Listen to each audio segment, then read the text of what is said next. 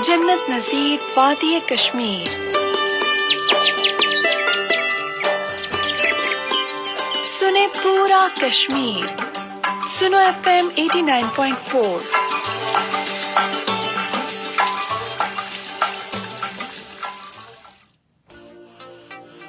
आप सुन रहे हैं प्रोग्राम श्रीनगर हाईवे आरजे सिद्ध के साथ। सुनो FM 89.4 कश्मीर नेटवर्क पर।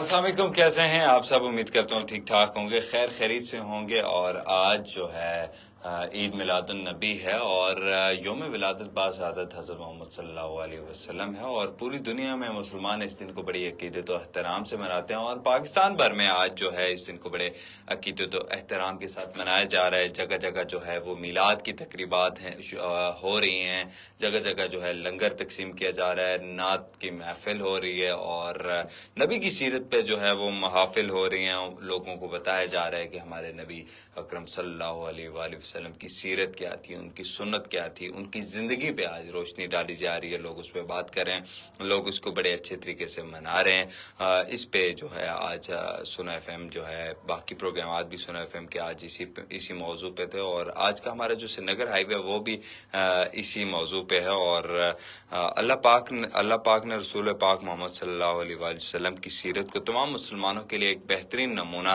करार दिया है। और कुरान पाक में अल्लाह पाक का हुक्म है, लक़द कान लकुम फी रसूलिल्लाहि अस्वतुन हसना, जिसका तर्जमा है रसूलुल्लाह सल्लल्लाहु अलैहि वसल्लम की ज़ात आप लोगों के लिए अस्वाए हसना है। इस दुनिया की तारीख में हज़रत मोहम्मद सल्लल्लाहु अलैहि वसल्लम की ज़ात, इनका अमल, इनका अखलाक, इनकी पूरी ज़िंदगी एक आइडियल ज़िंदगी नज़र आती है जो हर लिहाज से मुकम्मल और जामे है। वैसे तो हम फिज़िक्स में पढ़ते हैं कि एक रूल है एफिशिएंसी रूल, कि कोई भी सिस्टम जो है वो 100% एफिशिएंसी शो नहीं कर सकता, लेकिन हमारे प्यारे नबी सल्लल्लाहु अलैहि वसल्लम आक़ाए दो जहां, आखिरी नबी, आखिरी पैगंबर हज़रत मोहम्मद सल्लल्लाहु अलैहि वसल्लम की ज़िंदगी जो है वो आइडियल ज़िंदगी है। और तमाम जहानों के लिए जो है आप सल्लल्लाहु अलैहि वसल्लम को रहमत बना के भेजा गया है। और शायर ने कुछ अशार लिखे हैं कि वो नबियों में रहमत लक़ब पाने वाले, मुरादें गरीबों की भर लाने वाले, मुसीबत में गैरों के काम आने वाले, वो अपने पराये का गम खाने वाले, फ़कीरों का मलजा, ज़ईफ़ों का मावी, यतीमों का वाली, ग़ुलामों का मौला। आप सल्लल्लाहु अलैहि वसल्लम की सिफ़ात में सबसे जो आला सिफ़ात है वो सच्चाई है। वैसे तो तमाम सिफ़ातें जो हैं उनकी आला दर्जे की हैं, लेकिन सच्चाई को जो है वो बड़ा उसमें उसका ज़िक्र किया जाता है। अगर देखा जाए इस्लाम के आने से कबल भी जो है कुरैश जो है, जो कुफ़ार मक्का थे, कुफ़ार मक्का ने जो है आप सल्लल्लाहु अलैहि वसल्लम की जो सच्चाई की जो है वो उनकी बात की है। आप सल्लल्लाहु अलैहि वसल्लम ने हमेशा सच बोला, कभी झूठ बोलना पसंद न फरमाया। यही वजह थी कि आप सल्लल्लाहु अलैहि वसल्लम के दुश्मन तक आप सल्लल्लाहु अलैहि वसल्लम को सच्चा कहते थे और सादिक और अमीन कहते थे। इस वक्त जब हमारे प्यारे रसूल सल्लल्लाहु अलैहि वसल्लम ने मक्का के लोगों को बुलाया और इस्लाम की दावत देने के लिए खिताब करते हुए फरमाया कि अगर मैं तुमसे कहूं कि पहाड़ी के उस पार से एक लश्कर तुम्हारे ऊपर हमलावर होने वाला है, करने आ रहा है, तो क्या तुम यकीन कर लोगे? सब लोगों ने इत्तेफाक राय से कहा हाँ, क्योंकि तुम सच्चे हो।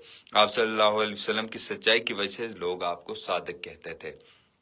और इसके बाद जो मैं आज जो जिन पॉइंट्स का अहाता करने की कोशिश करूंगा, क्योंकि ये एक ऐसी चीज़ है जिस पे 10 मिनट में, 20 मिनट में, आधे घंटे में या 1 घंटे के प्रोग्राम में बात नहीं की जा सकती। इसके लिए तो आपकी ज़िंदगी गुजर जाएगी उस सिफ़ात को बयान करते हुए। आप सल्लल्लाहु अलैहि वसल्लम की एक और बड़ी ख़ास खूबी थी, वो वादे के पक्के थे, वादे को पूरा करते थे।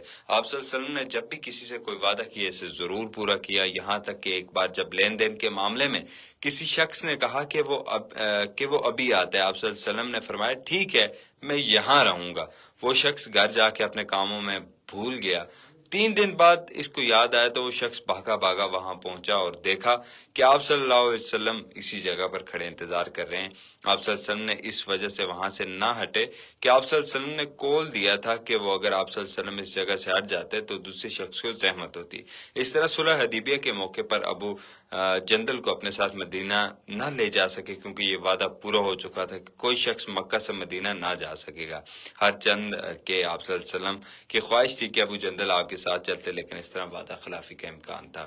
اسی کے ساتھ اگر بات کی جائے تو ایمانداری کی بھی جو مثالیں ہیں وہ کفار جو ہے وہ دیتے تھے، اور بیشتر جو ہے کفار کی جو امانتیں تھی وہ آپ صلی اللہ علیہ وسلم کے پاس ہوتی تھی۔ آپ صلی اللہ علیہ وسلم سچے تھے، اس لیے لوگوں آپ صلی اللہ علیہ وسلم کی ذات پر بہت بھروسہ تھا۔ وہ بے دھڑکے سے اپنی امانتیں حضور اکرم صلی اللہ علیہ وسلم کے پاس رکھوا دیتے تھے، کیونکہ وہ جانتے تھے کہ ان کی امانتیں حضور صلی اللہ علیہ وسلم کے پاس محفوظ ہیں اور انہیں کوئی خطرہ نہیں ہوگا۔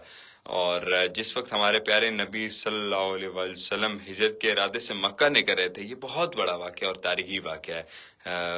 مکہ نکلے تو آپ صلی اللہ علیہ وسلم نے لوگوں کی مانتے حضرت علی رضی اللہ تعالیٰ عنہ کے حوالے کی اور کہا کہ یہ واپس دے کے آنا، حالانکہ وہ ایک بہت مشکل وقت تھا، پھر بھی آپ صلی اللہ علیہ وسلم نے ان امانتوں کا خیال رکھا۔ ہر مومن شخص میں یہ 3 خوبیاں ہوتی ہیں، جبکہ منافق شخص وہ ہوتا ہے جو جھوٹ بولتا ہے، وعدہ خلافی کرتا ہے اور امانت میں خیانت کرتا ہے۔ جس شخص میں یہ 3 باتیں ہوں، اس پر کبھی بھروسہ نہیں کیا جا سکتا۔ ان بری عادتوں سے ہم سب کو بچنا چاہیے۔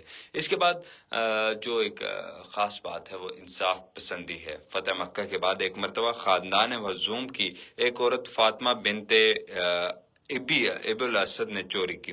چوری کی سزا جو ہے وہ ہاتھ کاٹنا ہے، اور قریش کے لوگ چاہتے تھے کہ فاطمہ کا تعلق ایک معزز گھرانے سے، اس لیے وہ سزا سے بچ جائے اور معاملہ دب جائے۔ حضرت اسامہ رضی اللہ تعالیٰ عنہ بن زید فاطمہ کی سفارش لے کے آئے تو آپ صلی اللہ علیہ وسلم کو بہت غصہ آیا اور فرمایا بنی اسرائیل اسی وجہ سے تباہ و برباد ہوئے کہ وہ غریبوں کو جرم کی سزا دیتے تھے اور امیروں سے درگزر کرتے تھے۔ انصاف کا تقاضا بھی یہی ہے کہ جرم جس شخص نے بھی کیا ہو، چاہے وہ کوئی غریب ہو اور بے حیثیت آدمی ہو، یا معاشرے میں جس کا بڑا مقام ہو اور امیر کبیر اور صاحب حیثیت ہو، وہ سزاوار ہے اور سزا ضرور مل جائے۔ چنانچہ آپ صلی اللہ علیہ وسلم نے اس امیر عورت کے لیے کوئی رعایت نہ دی اور اسے سزا ملی۔ غزوہ بدر کے بعد جنگی قیدیوں میں آپ صلی اللہ علیہ وسلم کے چچا حضرت عباس رضی اللہ تعالیٰ عنہ کو بھی دوسرے قیدیوں کی طرح ہاتھ پاؤں رسی سے باندھ کر حضرت عباس رضی اللہ تعالیٰ نے ایسی صحبت کبھی نہ اٹھائی تھی، اور وہ تکلیف کی شدت سے کرانے لگے تو حضور صلی اللہ علیہ وسلم کی آواز سن کر بے چین ہو گئے۔ صحابہ کرام رضی اللہ تعالیٰ عنہ نے آپ صلی اللہ علیہ وسلم کی بے قراری کی وجہ سمجھ گئے اور انہوں نے کہا کہ عباس کی رسیاں ڈھیلی کر دی جائیں۔ آپ صلی اللہ علیہ وسلم نے جواباً فرمایا یا تو سب قیدیوں کی رسیاں ڈھیلی کر دی جائیں یا سب کے ساتھ ان کو بھی اسی حال میں رہنے دیا جائے، کیونکہ یہی انصاف کا تقاضا ہے۔ تو جی یہ مومن کی کچھ صفات تھی جو ہم نے بیان کی، اور یہی ہماری سیرت بھی ہے، اور اگر اس حضرت محمد صلی اللہ علیہ وسلم کی سیرت کا احاطہ کیا جائے تو پوری زندگی جو ہے وہ اس احاطے میں گزر جائے گی، لیکن اس کا مکمل احاطہ نہیں کیا جا سکتا۔ تو ابھی ہمارے پروگرام کا جو لائیو سیشن ہے اس کا وقت ختم ہو جاتا ہے۔ ریڈیو پہ ہماری نشریات جاری رہے گی، so stay tune, cap listening سنو FM 89.4 کشمیر نیٹ ورک۔